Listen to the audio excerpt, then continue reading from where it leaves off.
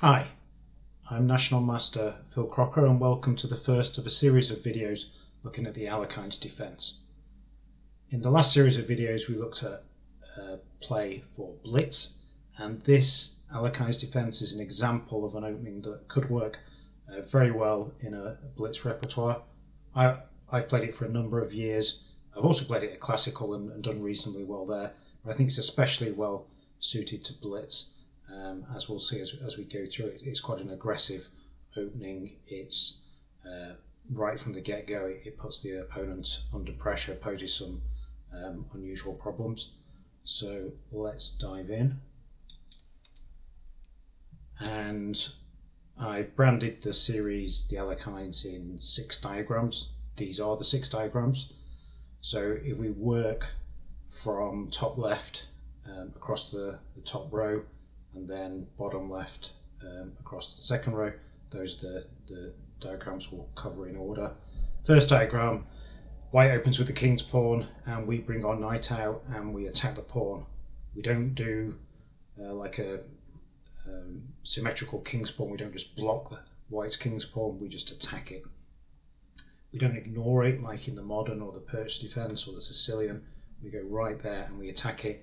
And the good news is that in many games white actually doesn't bother to defend it, certainly in Blitz games.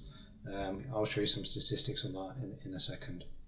And then as we go across the top row, pretty common at Blitz, but also in Classical as well at many levels, is white just chooses to defend the pawn. You can do that with pawn to d3, but much more common is knight to c3. And here there's 2 main choices. Black can either just play pawn to e5 and get a king's pawn opening where white's avoided, or black has forced white to avoid some of the sharpest lines like the Roy Lopez, for example. Or black can play pawn to d5, and then sometimes you get some lines a little bit like a Scandinavian, but with less chance of the black queen getting kicked around. Then top right diagram. I mean, the main move for white is to push the pawn forward to e5, after which black moves the knight to d5, and then normally white will move a second pawn, but sometimes, in quite a reasonable approach, white can just bring, say, the knight out and attack the knight on d5. Bottom left diagram, very popular at all levels. White hits the knight with e5, then pushes the d pawn. Black starts to undermine it with the move d6, and then white just defends the centre with knight f3 and just hopes to say, yeah, I've got a small space advantage, and black, you're going to suffer there. Another popular approach is middle on the bottom row. Here white actually pushes another pawn, moves the pawn to c4, kicks the knight from d5 and back to b6, and then takes the pawn on d6 with pawn on e5. And I guess the theory here is that if you only have 2 pawns to maintain, c4 and d4 in the centre, then it's a little bit easier to keep control of what's going on. The most ambitious approach for white is the bottom right approach, where white moves the e pawn, then the d pawn or the c pawn, and then hits the knight again with the c pawn, and then reinforces the e5 pawn with the f pawn. So this is known as the 4 pawns attack for fairly obvious reasons, and this is by far the sharpest, the most ambitious. And if you look at the computer lines, which we'll look at shortly, it's also one that the engines rate quite highly as well. So those are the 6 diagrams. The plan is to, broadly speaking, to do a video for each of those diagrams, just giving a little bit of a flavour for the opening. So let's dive in a little bit further. So those first 6 videos that we'll look at are pretty much the 6 diagrams, and then the plan will be to add another couple of videos at the end, just showing a couple of examples of top players using the Alekhine's defence. So Magnus Carlsen has used it in Classical a number of years ago, a handful of Classical games there, and more recently has mostly been a blitz or a rapid weapon for him. Alexander Bortnik is a very, very fast blitz and bullet player, and he plays the Alekhine a lot, so we'll look at some of his games as well. So before we dive into specific positions, here are just some statistics from the Lichess Opening Explorer, and this is a sort of data you could look at yourself if you go to Lichess, work on the menu and look at the Opening Explorer. Broadly speaking, you've got 3 tabs. This slide is the Lichess database. This is like masses and masses of mostly blitz and bullet games. There's also the Masters tab to the left of that, which we'll look at in a later slide, and then your specific player tab, which shows the performance for yourself. So we'll start with the Lichess database. This you can see has got 56, nearly 57 million games with the Alekhine's defense, and if you look at the top, you'll see 45% of those games white push the pawn to e5. So 30% of the time white just defended with knight c3, and then, well, 9% white didn't bother to defend the pawn knight f3. That's either an oversight, it's a pre-move, it's a slightly misguided attempt at a gambit. d3 also played fairly often, a reasonable move in itself. Bishop c4, I mean, that could also be just an oversight or a pre-move.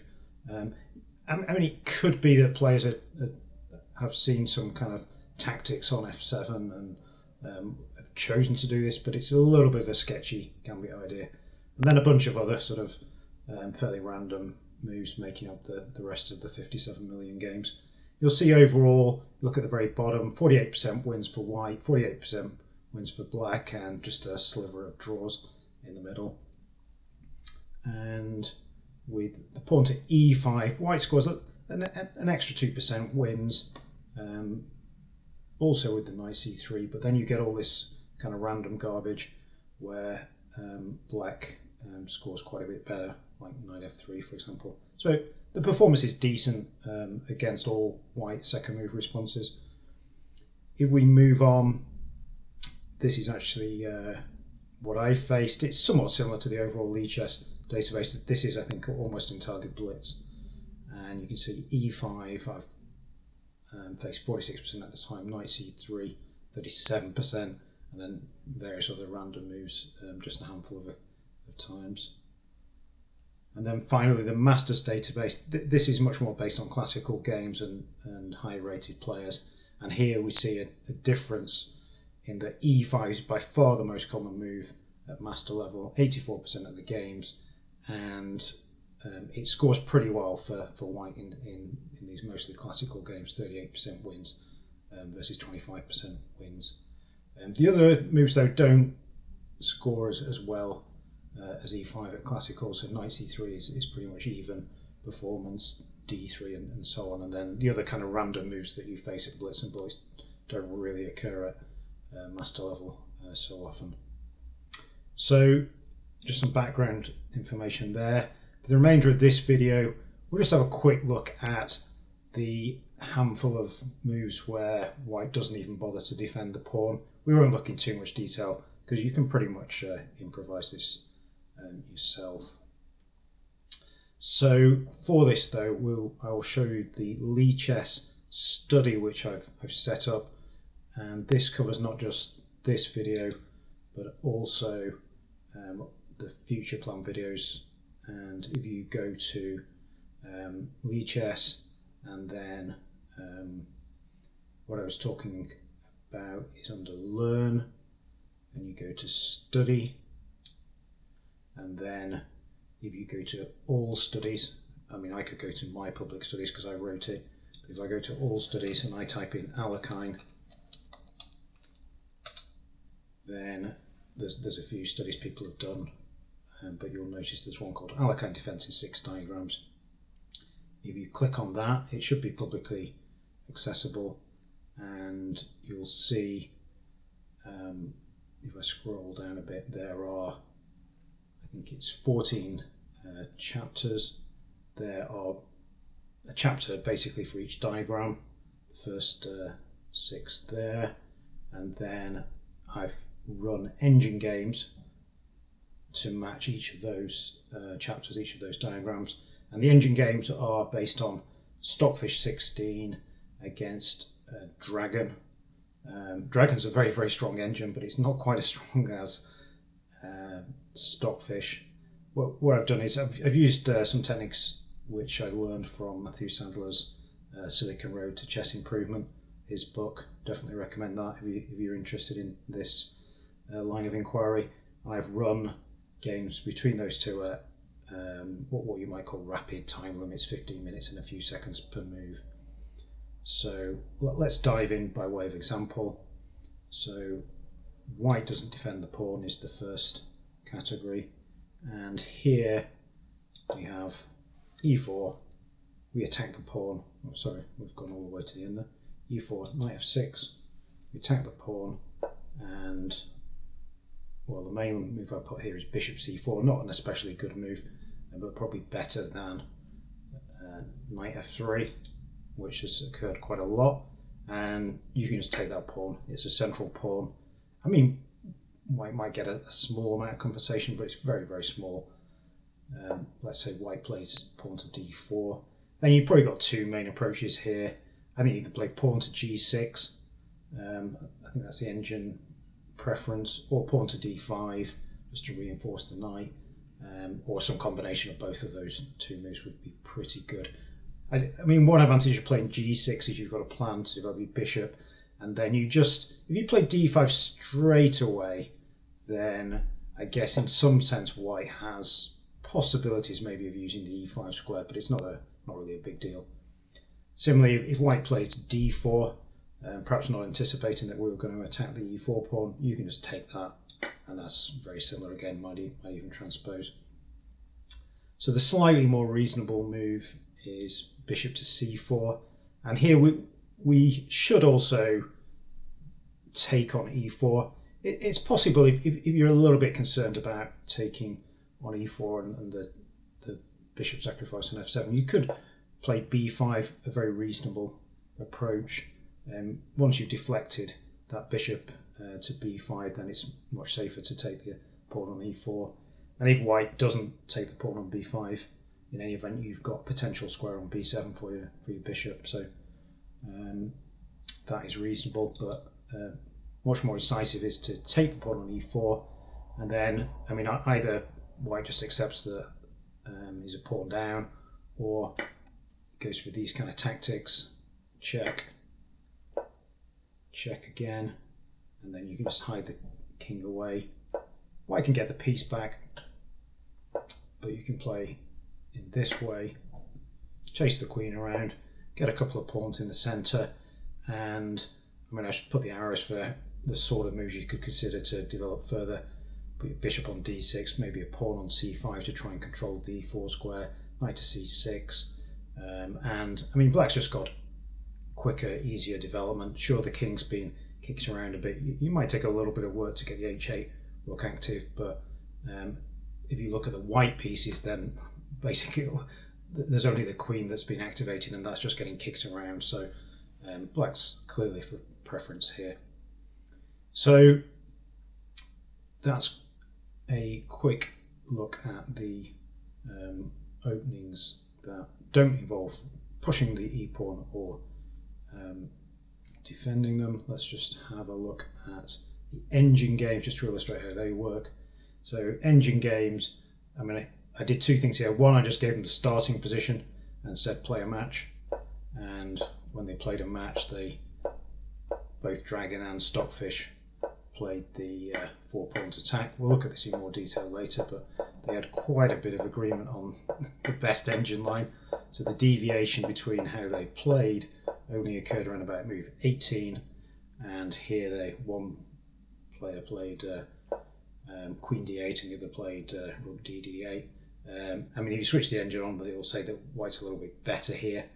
Stockfish actually went on to beat Dragon with the white pieces, but Stockfish actually held the position with the black pieces.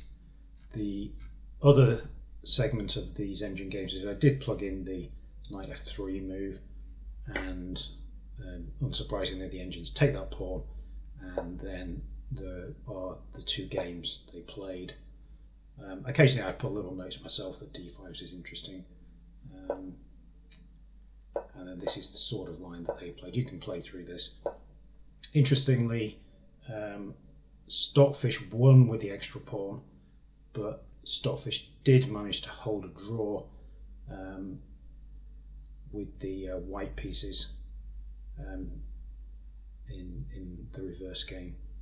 So there you have it. Quick look at the weaker second moves for white, and we can now just go to the final slide.